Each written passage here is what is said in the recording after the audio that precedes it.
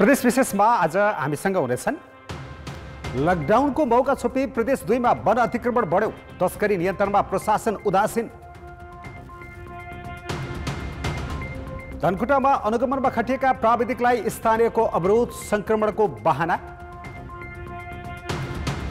Lockdown खुकुलोसँगै बजार र कार्यालयमा भिडभाड, सावधानीका उपायमा लापरवाही। र प्रदेश 5 का 12वटै जिल्लामा युवा लक्षित कृषि कार्यक्रम लागू, जनै 20,000 अनुदान। नमस्कार, म निमेश बन्जारी। यी थिए प्रदेश विशेषका लागि आजका सामग्री। यसबाहेक आज हामीसँग हुनेछ सल्यानका शिक्षक माउरी पालनमा संलग्न भएको समाचार। हेर्दै गर्नुहोस् प्रदेश विशेष समाचार, समीक्षा र सन्देश।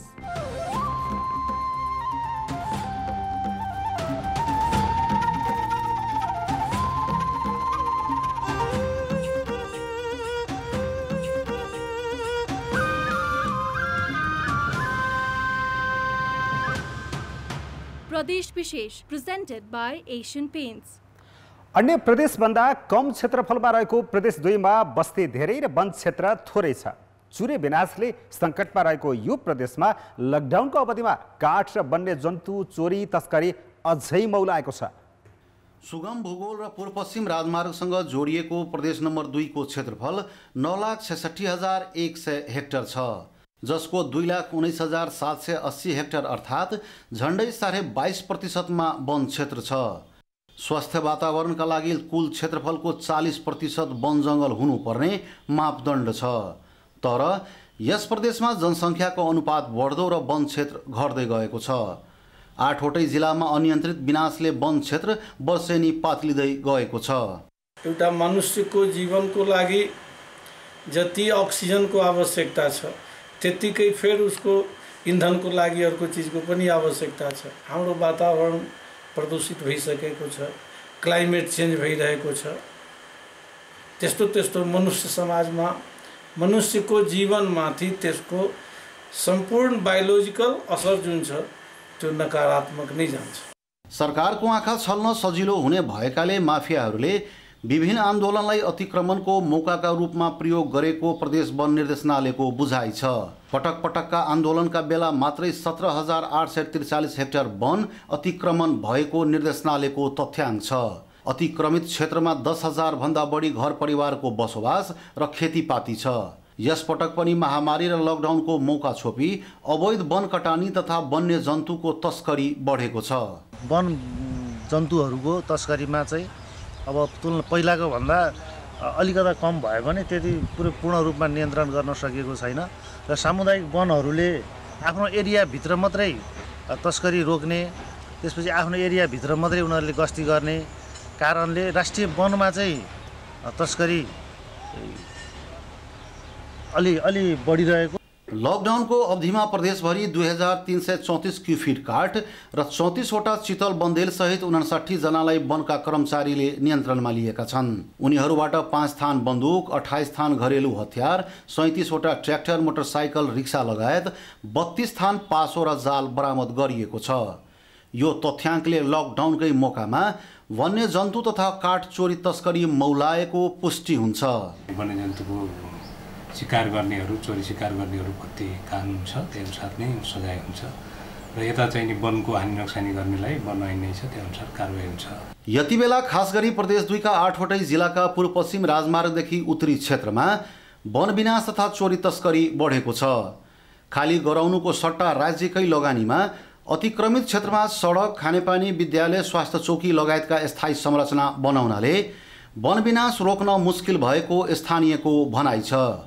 कतिपयले त अतिक्रमित क्षेत्रलाई नै बिना प्रमाण श्रेष्ठता बेचबिखन गरिरहेका छन्। यी सबै कुराबारे जानकार तीनै तहका सरकार भने चुपचाप छन्। तीव्र कटानीले उब्जाउ भूमि बगर बन्दै गएका छन् भने बस्तीमा पस्ने बाढीले वर्षेनी स्थानीयको ज्यान लिन्छ। समुदायदेखि सरकारसम्मले यसरी नै आँखा चिम्लेर बसे विनाशको श्रृङ्खला रोकिने छैन। कान्तिपुर समाचारका लागि रौतहट सहकर्मी राजेश्वर पाण्डे र ब्रिखेश यादवका साथ अनिल मिश्र, चुरे क्षेत्र, धनुषा। सङ्कटको समयलाई यसरी दुरुपयोग गर्ने विरुद्ध स्थानीय सरकार चनाखो हुनु पर्यो र यस्तालाई कडाभन्दा कडा कारबाही गर्नु पर्यो। अनुगमन, सुपरिवेक्षण र मूल्याङ्कनका लागि कार्यक्षेत्रमा खटिएका प्राविधिकलाई बाटोबाटै फर्काउन थालिएपछि धनकुटामा विकासे अड्डाका काम प्रभावित बनेका छन्। लामो लकडाउनपछि गाउँ पुगेका प्राविधिकबाट कोरोना भाइरस सङ्क्रमण हुने डरले स्थानीय सशङ्कित हुने र भर्खरै जिल्ला भित्रिएकाहरू अनिवार्य क्वारेन्टिनमा बस्नुपर्ने नियमले काम गर्न अप्ठ्यारो परेको उनीहरूको गुनासो छ। निजी आवास पुनर्निर्माणको मूल्याङ्कन र भुक्तानीका लागि सिफारिस गर्न धनकुटाको 24 गाउँपालिका पुगेका पुनर्निर्माण प्राधिकरणका असिस्टेन्ट सब इन्जिनियर विजय पासवान कार्यक्षेत्र पुग्न नपाउँदै बाटैबाट फर्काइए। सप्तरीका उनी लकडाउनपछि घर गएर केही दिन अघि कार्यक्षेत्र फर्कँदै थिए। अन्य गाउँ पुगेका प्राविधिकले पनि कोरोना भाइरस सङ्क्रमणको आशंकामा स्थानीय तर्सिएपछि खाना र खाजा समेत नपाई भोकै फर्किनु परेको गुनासो गरेका छन्। कतिपय स्थानीय तहले भर्खरै जिल्ला भित्रिएका व्यक्तिले अनिवार्य क्वारेन्टिनमा बस्नुपर्ने नियम बनाएकाले काम गर्न अप्ठ्यारो परेको उनीहरूको भनाइ छ। अर्कै नजरले हेर्ने, मान्छेहरू त्रसित हुने त्यो खालको वातावरण बनेको छ भने अझ गाउँ गाउँमा पालिका स्तरमा त 14 दिन क्वारेन्टाइनमै बस्नुपर्ने भन्ने एउटा चाहिँ निर्णय पनि भएको रहेछ। ढुक्कसँग काम गर्ने वातावरण नभएको भन्दै पुनर्निर्माण प्राधिकरण अन्तर्गतका शिक्षा, भवन र अनुदान व्यवस्थापन तथा स्थानीय पूर्वाधार कार्यालयमा कार्यरत प्राविधिक कर्मचारी कार्यक्षेत्र गएका छैनन्। लकडाउनको अवधिमा कार्यक्षेत्र छोडेका प्राविधिक छुट्टी भएको बुझाइमा जिल्ला छोडेर बाहिर बसेकाले फर्किने विषयमा समस्या परेको हो। फिल्डमा काम गर्ने कर्मचारीलाई अब एउटा स्वास्थ्यको चाहिँ पनि कमसेकम उनीहरूसँग कोभिड-19 छैन भन्ने खालको एउटा चाहिँ प्रमाण दिएर उहाँहरूलाई हामी फेरि फिल्डमा पठाउने व्यवस्था गर्छौँ। लकडाउनपछि रोकिएका विकास आयोजना र पूर्वाधार निर्माणका काम सुचारू गर्न निर्देशन गरिए पनि धनकुटामा सम्बन्धित कार्यालय, स्थानीय तह र प्रशासनबीच जनशक्ति परिचालनका विषयमा आपसी समन्वय र सामञ्जस्यताको अभाव देखिएको छ। कान्तिपुर समाचारका लागि विराटनगरबाट सुशीला पाठकका साथमा विनोद घिमिरे, धनकुटा। सरकारले नै विकास निर्माणका काममा लकडाउन पहिलेदेखि नै खुकुलो पारेको हो। यस्ता काममा खटिने कामदार वा अन्य कर्मचारीलाई आवश्यक सुरक्षा प्रदान गर्न 3 तहका सरकार लाग्नु पर्यो। कोरोना सर्ने बहाना देखाएर अब काममा ढिलाइ गर्नु क्षम्य हुँदैन। समन्वय गरेर अघि बढ्न ढिलाइ नगरौँ। प्रदेश विशेष प्रेजेन्टेड बाय एशियन पेन्ट्स। प्रदेश विशेषमा पुनः स्वागत छ। लामो समयको लकडाउनका कारण हरेक क्षेत्र प्रभावित भइरहेका बेला शर्तसहित खुकुलो पारेको लकडाउन धेरैले पालना गरेका छैनन्, जसले गर्दा सङ्क्रमणको खतरा बढिरहेको छ। लामो लकडाउनका कारण जनजीवन अस्तव्यस्त बनेको, रोगले भन्दा भोकले मर्ने अवस्था आएको भन्दै लकडाउनको अवज्ञा गर्न थालेपछि चैत 11 गतेदेखिको लकडाउन असार 1 गतेदेखि खुकुलो बनायो। लकडाउन खुकुलो बनाएपछि उदयपुर, सङ्खुवासभा, धनकुटा, झापा, सुनसरी, मोरङ लगायत प्रदेश 1 का अधिकांश बजार, चोक, पसल, बैंक, वित्तीय संस्था, निर्माण क्षेत्र लगायतका ठाउँमा मानिसको चहलपहल वात्तै बढेको छ। दिन प्रतिदिन सङ्क्रमितको सङ्ख्या बढ्दै गएको छ, तर मानिस भने सङ्क्रमणको जोखिम सकिए झैँ मास्क नलगाई, शारीरिक दूरी कायम नगरी भिडभाड गरिरहेका छन्। सामान्य स्वास्थ्य सतर्कता नअपनाई सङ्क्रमण सकिए झैँ व्यवहार गर्नु जोखिमपूर्ण हुने चिकित्सकको चेतावनी छ। कुनै पनि बिरामी हाम्रो गुद्री जस्तो ठाउँमा पनि पुग्यो भने उसले कतिजना सार्छ भन्ने कुरा यकिन हामी गर्न पनि सक्दैन र त्यो अवस्था भयो भने सारेर कुनै लक्षण नै आउन थाल्यो भने चाहिँ हाम्रो विराटनगर या कुनै पनि नेपाल अधिराज्यको डक्टरहरूले या स्वास्थ्य संस्थाहरूले त्यसलाई रिसिभ गर्ने र त्यसलाई इन्टरभेन गर्न सक्ने क्षमता हामीसँग छैन। व्यवसायीले भने नजिक नआउन भने पनि ग्राहकले भिड बढाएको र मास्क लगाउने बानी नहुँदा गुम्सिएर श्वास फेर्न गाह्रो हुने भएकाले मास्क नलगाएको बताउँछन्।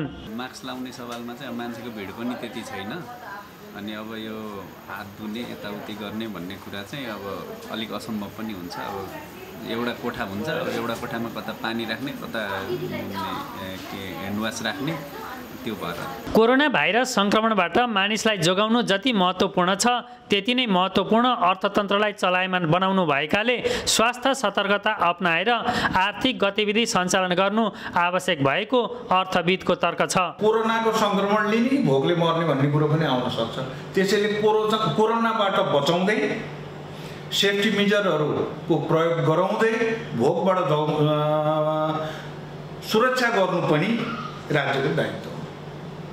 त्यसैले अर्थतन्त्रलाई कुनै न कुनै रूपमा चलायमान गर्नुपर्छ, बनाउनुपर्छ र चलायमान बनाउँदाखेरि सुरक्षालाई चाहिँ बढी मात्रामा ध्यान दिनुपर्छ। कोरोना भाइरसको महामारीबाट जोगिन मास्क लगाउने, साबुन पानीले हात धुने र भौतिक दूरी कायम गर्नुको विकल्प छैन। यति कुरा सबैलाई थाहा हुँदाहुँदै पनि कसैले पालना गरेका छैनन्।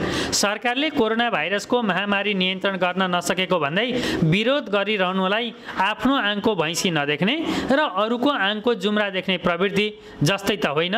कान्तिपुर समाचारका लागि क्यामेरामा सम्मु पोखरेलका साथ सहकर्मीहरू परशुराम थापा, विनोद घिमिरे, सुशीला पाठक, अर्जुन सुवेदी, दिपेन्द्र साक्य, गणेशमान मुखिया र महाप्रसाद खतिवडा, विराटनगर, मोरङ। कोरोना भाइरससँग डराएर सधैँ लकडाउनमा बस्न सम्भव भएन र त विश्व नै लकडाउन खोलाएर अघि बढिरहेको छ। तर यहाँ बिर्सनै नहुने के हो भने कोरोनाबाट बस्ने न्यूनतम उपायलाई हामीले नजरअन्दाज चाहिँ गर्न पाइँदैन। त्यसो भयो भने कोरोनाको प्रकोपले हामी सबैलाई सताउनेछ। त्यसैले दैनिकी चलाइरहँदा हात धुने, स्यानिटाइजर प्रयोग गर्ने, मास्क लगाउने र एक अर्कासँग दूरीमा बस्न चाहिँ नछाडौँ, लापरवाही गर्दै नगरौँ। कोरोना भाइरसका कारण रोजगारी गुमाएका युवालाई लक्षित गरी प्रदेश 5 सरकारले कोभिड विशेष कृषि कार्यक्रम सुरु गरेको छ। विदेशबाट फर्किएका व्यवसाय उन्मुख युवालाई राहत पुर्याउने दावी गरिएको यस कार्यक्रमका लागि स्थानीय सरकारले अनुदान वितरणको तयारी थालेका छन्। कोरोना भाइरसका कारण रोजगारी गुमेर दुःख खेप्दै स्वदेश फर्किएका युवा अब विदेश जाने सोचमा छैनन्। तर गाउँमै बस्दा बेरोजगार बस्नुपर्ने भए पनि उत्तिकै छ। यस्तै युवालाई लक्षित गरी 5 नम्बर प्रदेशका 12वटै जिल्लामा कृषि कार्यक्रम लागू गरिएको छ। उनीहरूलाई व्यवसाय उन्मुख गराउन मौरी, कुखुरा पालन, च्याउ, तरकारी खेती लगायतमा अनुदान दिने गरी प्रदेश सरकारले कार्यक्रम लागू गरेको हो। जसको बिउ मलहरू किन्ने पनि हैसियत छैन अथवा ऋण गरेर किन्न पर्छ, त्यस्ता कृषकहरूलाई प्राथमिकताका आधारमा हामीले जनै 20,000 रुपियाँका दरले दिने, कम्तीमा गर्छु भन्नेले 5,000 को बिउ किनेर 15,000 को टनेल बनाएर अरू आफूले गरेर गर्छु भन्ने नै गर्नेलाई प्रशस्त हुन्छ। प्रदेश सरकारको कोभिड विशेष यो कार्यक्रमका लागि प्युठानका 9 स्थानीय तहमा 4 करोड 14 लाख र अर्घाखाँचीका 6 स्थानीय तहमा 2 करोड 83 लाख रुपियाँ बजेट विनियोजित छ। यसबाट एक पालिकामा 200 जना युवालाई 20,000 का दरले अनुदान दिने तयारी स्थानीय तहको छ। उता प्युठानमा 1800 र अर्घाखाँचीमा 1200 युवालाई स्वरोजगार बनाउने योजना स्थानीय तहले अघि सारेका छन्। जम्मा 46,20,000 रुपियाँ हामीलाई प्राप्त भएको छ। यसमा हामीले सबै सरकारवाला चाहिँ सूचना आह्वान गऱ्यौँ। त्यसमा हाम्रो गाउँपालिकामा 5वटा वडा छ। त्यसमा 5वटा वडाबाट 1618 जनाको आवेदन प्राप्त भएको छ। यो 1618 मध्येमा मापदण्डभित्र पुगेकाहरूलाई चाहिँ त्यही 200 जनाको हाराहारीलाई हामी सम्बोधन गर्न सक्छौँ। कार्यक्रम लागू भएपछि उत्साहित युवाहरूले अनुदानलाई व्यवस्थित बनाउन आग्रह गरेका छन्। विगतमा जस्तै अनुदानमा राजनीति नगर्न र कनिका छरे जस्तै रकम नबाड्न उनीहरूको माग छ। फर्म सिलेक्ट गर्दा आफ्नो अर्काको नभनिकन सिलेक्ट गरियोस् र यसरी कृषि फर्म उपलब्ध गराइयो भने आफ्नै गाउँठाउँमा बसेर कृषि कार्यक्रम गर्ने धेरै रहर छ। स्थानीय तहहरूमा पहुँच र बनसुनकी आधारमा अनुदान बाँड्ने प्रवृत्ति दोहोरिने खतरा पनि उत्तिकै छ। युवाहरूलाई स्वरोजगार बनाउन घोषणा गरिएको यो कार्यक्रम औपचारिकतामुखी भन्दा उत्पादनमुखी बनाउनतिर स्थानीय र प्रदेश सरकार सजग नभई नतिजा अपेक्षाकृत हुने छैन। कान्तिपुर समाचारका लागि अर्घाखाँची सहकर्मी रुद्रमणि भुसाल र शमशेर विक्रम जोशी, बहाने, प्युठान।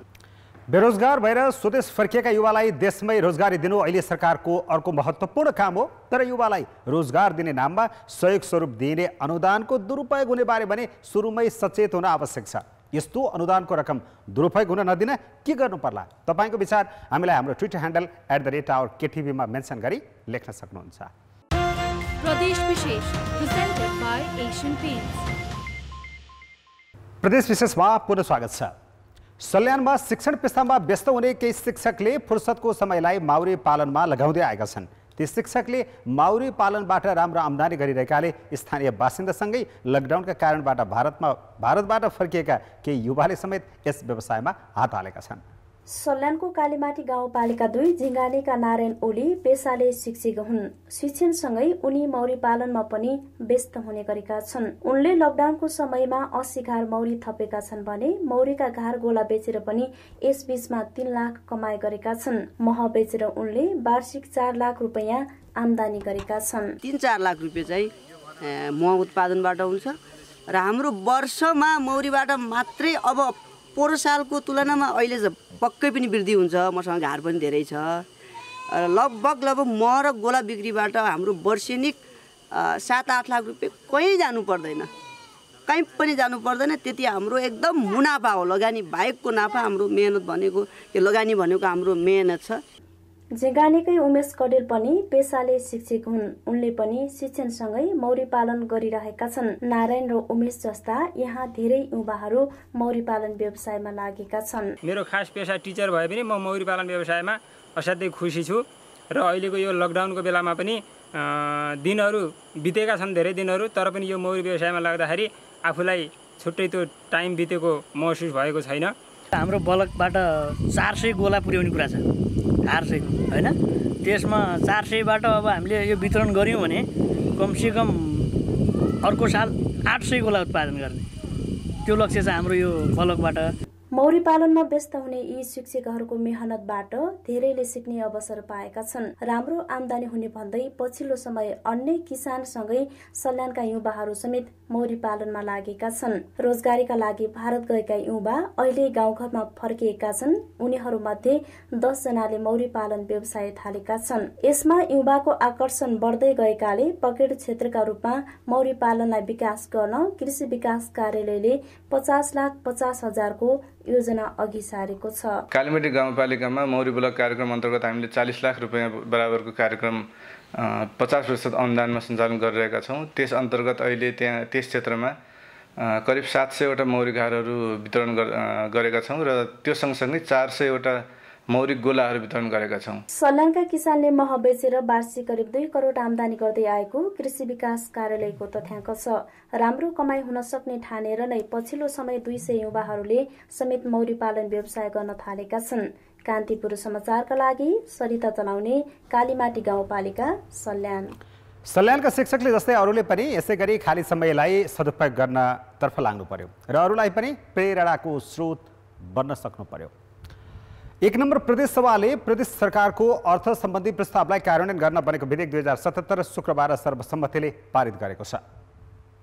विधेयकमाथिको छलफलमा प्रमुख प्रतिपक्षी नेपाली कांग्रेसका प्रदेश सभा सदस्य ओम प्रकाश सरावगीले प्रदेश 1 मा लगानी बढाउन लगानी सम्मेलन गर्ने, निजी लगानीलाई प्रोत्साहित गर्ने नीति लिएको बताए पनि व्यवहारमा भने त्यस्तो नभएको बताएका छन्।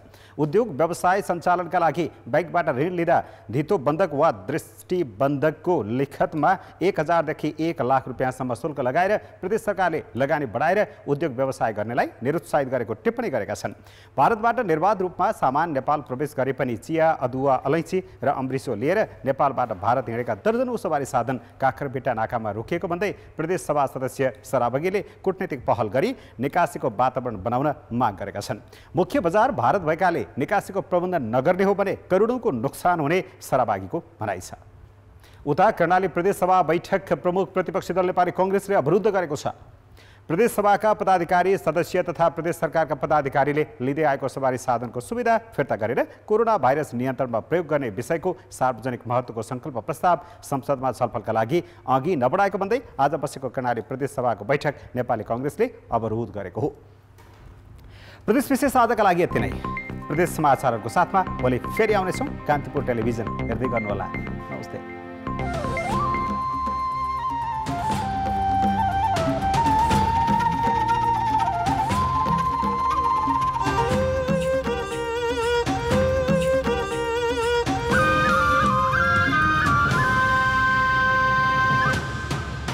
प्रदेश विशेष